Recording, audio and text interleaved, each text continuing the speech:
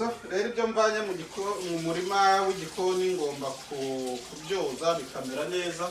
Kangurira abantu bose, umuntu wese ushaka kurya neza agomba kugira akarima k'igikoni. Ikindi ugomba kugira akantu katiraho imboga, ibirungo, iki byose umaze kubyoza. Niba maze kubyoza rero bakwira iki pano yanjye iri hano, ntabwo ndatangira kuyishyushya, ntabwo ibintu byose ndabitunganya. Reka ndebe inyama yanjye nayikuye mu ishashe ejo nyibika muri firigo kugira ngo yumuke. Imeze neza gute? Wayibonye? Inyama nziza itako ryiza yumutse.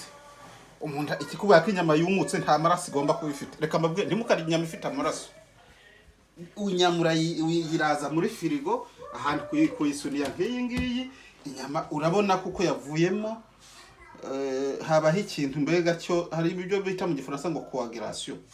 Mu nyama amazi akamukamo, ahasigaye inyama nyene ifire ikiyegeranya. Urabona ko iyi nyama wagira ngo muri za nyama zacu zo muri Afrika ngo iraranzitse, ariko firigo iyikuramo ibintu byose bitari ngombwa, ahasigaye inyama ikumuka. Inyama yaje rero ndayifatanya ishyire hano. Mu mwanya ngiye kuyiteka mu buryo bugezweho. Mu nkurikire ukuntu inyama umuntu ashobora kuyitunganya.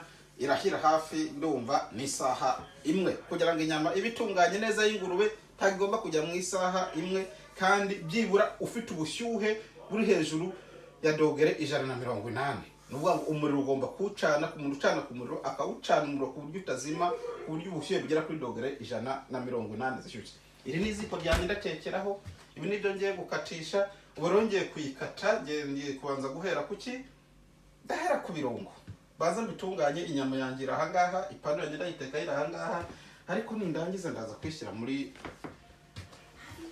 mashini yotsa inyama cyangwa se ikagira. Ndaza kwishyiramo hano, ariko ku muntu utayifite acana umuriro agapfundikira ipanu ye cyangwa isafuriya yiwe, ahasigaye ikagumya igahiramo ikanovera. Ubu rero ngiye gutangira gukata ibirungo byanjye. Turi kumwe, turi kugendana hafi zanjye.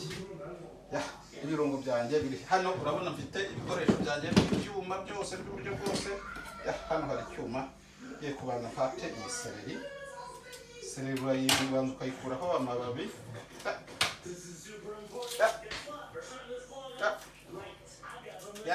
Warangiza ukayihata neza,